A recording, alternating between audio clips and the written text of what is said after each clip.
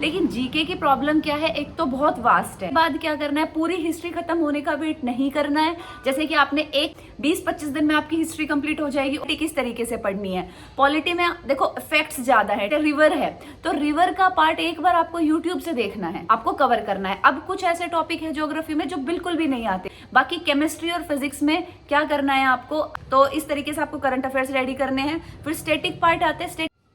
Hello दोस्तों, आप सभी को मेरी राम राम। आई होप आप सभी की तैयारी बहुत अच्छी चल रही होगी। एसएससी की तैयारी में सबसे बड़ा हर्डल होता है जीके, क्योंकि मैथ्स नॉर्मली 10 तक का आता है और अगर हम प्रैक्टिस करते हैं, अच्छे से कॉन्सेप्ट समझते हैं तो मैथ्स हम कर लेते हैं। रीजनिंग मॉडरेट टू इजी होती है और इंग्लिश का ये है कि जो जितना रीड करेगा, जितना वोकैब अच्छे से लर्न करेगा, जितनी प्रैक्टिस करेगा वो कर जाएगा। लेकिन जीके की प्रॉब्लम क्या है, एक तो बहुत वास्ट है, कुछ पता नहीं चलता एग्जाम में कब किस चीज पे फोकस किया जाएगा, किससे रिलेटेड क्वेश्चन ज्यादा पूछे जाएंगे। तो एक तो लिमिटेड नहीं है सिलेबस, दूसरा याद नहीं रहता कि कैसे करें क्या करें, जो पढ़ा हुआ है वो आता नहीं है। तो जीके सबसे बड़ी प्रॉब्लम रहती है। लेकिन अगर हम थोड़ा सा सही तरीके से चीज़ों को करें तो अगर 25 में से अगर हम 22-23 नहीं बना पा रहे तो कम से कम हम 15 क्वेश्चन 20 क्वेश्चन आसानी से बना सकते हैं, 15 से 20 के बीच में, और वहीं पे ही हम दूसरे लोगों को बीट कर जाते हैं, क्योंकि ऑन एवरेज स्टूडेंट 10 से 12 क्वेश्चन बना पाते हैं नॉर्मली। यही चल रहा है अभी, रिसेंट एग्जाम्स भी आप देखेंगे तो जीके काफ़ी मतलब अटपटी पूछ लेते हैं कि कुछ भी पूछेंगे जिसका आइडिया भी नहीं है। फिर जैसे प्रीवियस ईयर में कुछ आया है तो फिर वो टॉपिक्स ऐड होते जाते हैं हमारे स्टैटिक पार्ट में। लेकिन कई बार क्या होता है कि पता ही नहीं चलता कहाँ से आ रहा है क्या आ रहा है। तो लेकिन हमें उस पोर्शन पे फोकस नहीं करना जिसका पता ही नहीं है कि कहाँ से आ रहा है, क्योंकि वो किसी को भी नहीं पता। हमें उस पोर्शन पे फोकस करना है जहां से क्वेश्चन आते हैं और दूसरे लोगों से हम लीड ले सकते हैं। जो चीजें अभी हमारे पास अवेलेबल है पढ़ने के लिए, उन चीजों को हम पढ़ के दूसरों से लीड लेके सिलेक्शन तक पहुंच सकते हैं। तो मैं एक एक करके एक एक पार्ट पे बात करूंगी, मैं सारा पूरा एक साथ आपको नहीं बताऊंगी। हिस्ट्री अलग, पॉलिटी अलग, क्योंकि हर सब्जेक्ट को पढ़ने का तरीका अलग होता है। जैसे हिस्ट्री और साइंस दोनों अलग तरीके से पढ़ी जाएगी, आप उसको सेम तरीके से नहीं पढ़ सकते, ठीक है।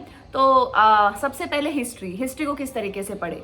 देखो, आप कोई भी बुक लो जिसमें फैक्चुअल नॉलेज दिया, मतलब फैक्ट्स लिखे हैं, पूरा डीप कॉन्सेप्ट में हमें नहीं जाना है, हमें यूपीएससी नहीं करनी, हमें एसएससी करनी है, और वहां पे फैक्चुअल क्वेश्चंस आते हैं, ठीक है। बुक आप कोई भी ले सकते हैं जिसमें फैक्ट्स दे रखे हो, क्योंकि नॉर्मली जो भी अच्छी बुक मार्केट में है वो सब में सेम सा ही कंटेंट है, और सब में ऑलमोस्ट जो प्रीवियस ईयर में 10 से 12 सालों में पूछा गया है वही कंपाइल करके दिया गया है। जैसे कि एक बुक ये मेरे पास है ओसवाल बुक्स की तरफ से, तो इसमें आपको ऑलमोस्ट सारा ही सिलेबस कवर करके दे रखा है। इस बुक की मुझे सबसे बढ़िया बात ये लगी कि इसमें ना टेबल्स अलग से दे रखे हैं और साथ में इंपॉर्टेंट फैक्ट्स दे रखे हैं कि हमें पढ़ने में बहुत ज़्यादा आसानी हो, आप चीज़ों को टिक आसानी से कर सकते हो। पेपर क्वालिटी भी अच्छी है, जहाँ मैप की ज़रूरत है वहाँ आपको मैप से समझाया गया है, तो पढ़ने में काफ़ी इंटरेस्ट आता है अगर इस तरीके से हमें मैप्स वगैरह मिल जाते हैं तो। बाकी सारे ही सब्जेक्ट्स इसमें कंपाइल्ड है, हिस्ट्री से लेके बायोलॉजी तक, और लास्ट में आपको स्टैटिक पार्ट भी दे रखा है, कंप्यूटर भी दे रखा है। तो आपका ऑलमोस्ट पूरा सिलेबस अच्छे से हो जाएगा। लेकिन सिर्फ रीडिंग नहीं करनी है, जैसे कि मैं आपको बताऊंगी कि आगे की प्रीवियस ईयर क्वेश्चंस भी आपको साथ में प्रैक्टिस करने हैं। तो इसका लिंक आपको डिस्क्रिप्शन में मिल जाएगा, interested one can go for it. बात करते हैं कि किस तरीके से हमें पढ़ाई करनी है। तो अगर मैं हिस्ट्री की बात करूं तो जैसे किसी भी बुक से मैंने कहा आप थ्योरी रीड कर लो।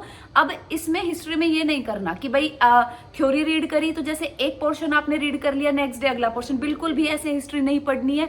जैसे आपने 2 पेज आज करे हैं तो अगले दिन आपको 2 पेज पढ़ने से पहले पुराने 2 पेज पढ़ने हैं। एक सेक्शन को इस तरीके से आपको कम से कम 3 बार रिवाइज करना है। अब उसके बाद क्या करना है, पूरी हिस्ट्री खत्म होने का वेट नहीं करना है। जैसे कि आपने एक सेक्शन कंप्लीट कर लिया, हड़प्पा सभ्यता आपने कंप्लीट कर लिया, तुरंत कोई बुक उठानी है, प्रीवियस ईयर क्वेश्चंस का कंपाइलेशन जो हम मॉक फॉर्म में दे रखा है वहां से क्वेश्चंस प्रैक्टिस करने हैं। फिर जो क्वेश्चंस आपसे नहीं हुए उनको सर्कल करना है, उनका एक्सप्लेनेशन, आजकल हर बुक में बढ़िया एक्सप्लेनेशन दे के रखा है, उस एक्सप्लेनेशन को अच्छे से रीड करना है। फिर नेक्स्ट डे जब आप क्वेश्चन प्रैक्टिस कर रहे हो तो पहले जो सर्कल लगे हुए क्वेश्चन है वो आपको कंप्लीट करना है। हिस्ट्री इस तरीके से पढ़ो, 20-25 दिन में आपकी हिस्ट्री कंप्लीट हो जाएगी और बहुत ही स्ट्रॉन्ग एक आपका पोर्शन रेडी हो जाएगा। अब मैं बात करूं पॉलिटी की, तो पॉलिटी किस तरीके से पढ़नी है। पॉलिटी में देखो फैक्ट्स ज्यादा है, टेबल जैसे शेड्यूल हो गई, अमेंडमेंट्स हो गए, तो इसमें ना रट्टाफिकेशन वाला पोर्शन ज्यादा है पॉलिटी में। लेकिन सबसे इजी भी पॉलिटी है और इंटरेस्टिंग भी पॉलिटी लगती है पढ़ने में। तो पहले तो यही प्रोसेस, रीडिंग का तो यही रखना है। अब जो टेबल्स हैं जैसे कि प्रेसिडेंट्स हो गए सारे, प्राइम मिनिस्टर्स हो गए सारे, यहाँ से क्वेश्चन आते हैं, जो ये जितने भी रटने वाली चीजें हैं, तो इसको आपको क्या करना है, जब तक आपकी पॉलिटी चलेगी, जैसे आपने प्रेसिडेंट्स की टेबल एक बार रिवाइज कर ली, नेक्स्ट डे भी करनी है, फिर अगले करनी है, एक छोटी सी आपको अपने टेबल टिक करके रखने हैं और एक छोटी सी लिस्ट रखनी है जो आपको जब तक आप पॉलिटी पढ़ रहे हो उन चीजों को आप बार बार रिवाइज करोगे। और वही प्रीवियस ईयर क्वेश्चन सेक्शन के साथ साथ आपको प्रैक्टिस करते हुए जाने हैं और उस सेक्शन को बहुत ही अच्छे से आपको पढ़ते हुए चलना है और रिवाइज करते हुए चलना है। और जो फैक्चुअल चीजें हैं उनको अगर 20 दिन पॉलिटी चल रही है तो 20 के 20 दिन रिवाइज करना है। देखो ये टाइम टेकिंग है, मैं मान रही, जो मैं आपको तरीका बता रही हूँ ये टाइम टेकिंग है, लेकिन अभी आप ये बताइए कि अगर आप इस तरीके से नहीं पढ़ेंगे तो आप दूसरों से लीड कैसे लेंगे। और चलो आपने कम टाइम में सिलेबस कर भी लिया, फिर अगर आप अच्छा परफॉर्म नहीं कर पाए तो दोबारा भी तो आप पढ़ोगे, फिर सेकंड बार भी आप एग्जाम दोगे, फिर एग्जाम दोगे, तो वो भी तो टाइम टेकिंग है ना। तो इससे अच्छा है कि पहली बार में ही अच्छे से चीजों को करके चलो।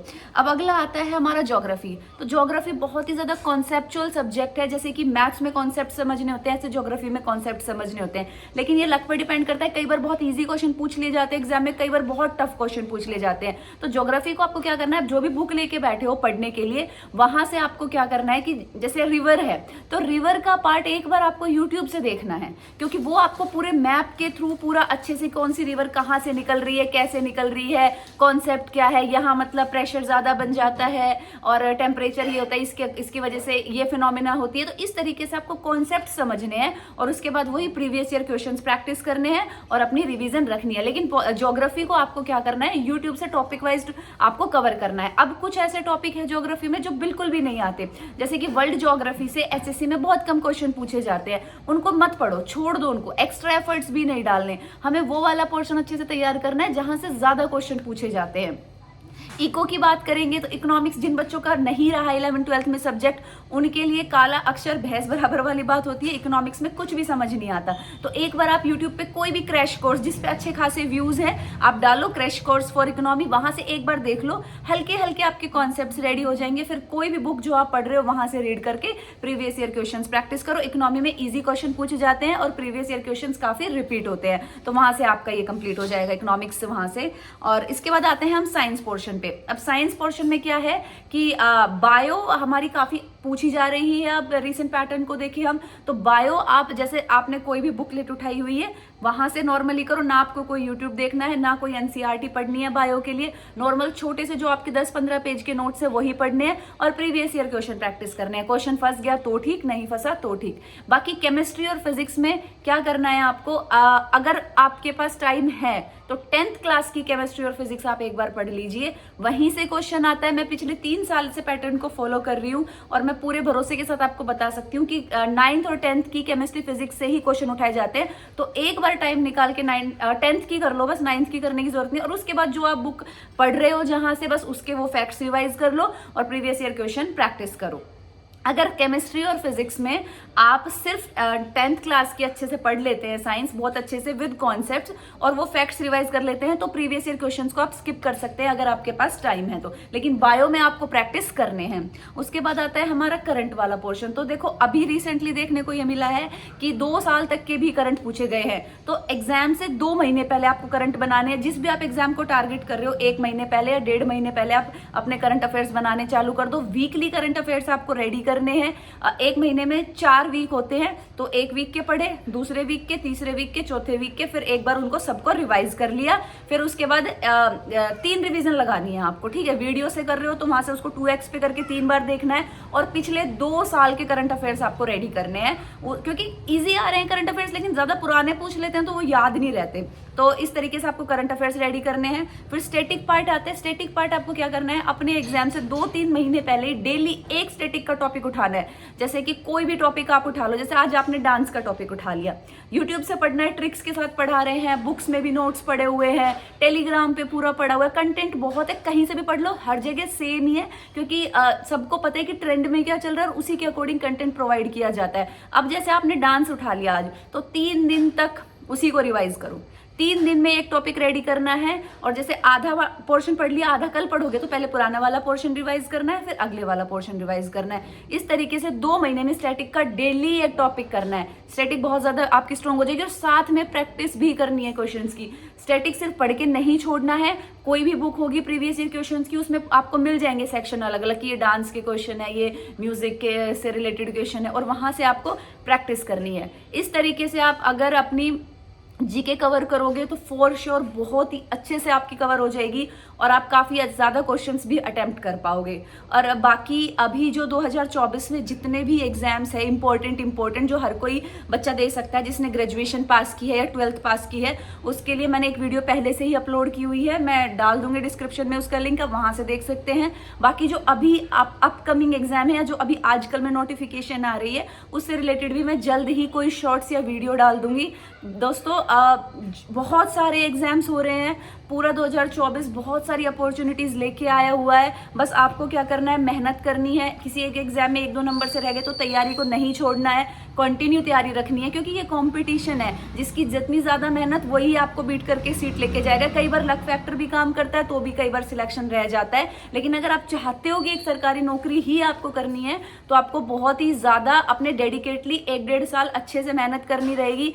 अगर सोचते हो कि थोड़ी बहुत मेहनत कर लेते हैं, थोड़ा बहुत पढ़ लेते हैं, निकल जाएगा, तो देखो फिर आपसे आगे बहुत बैठे हैं सिलेक्शन लेने के लिए।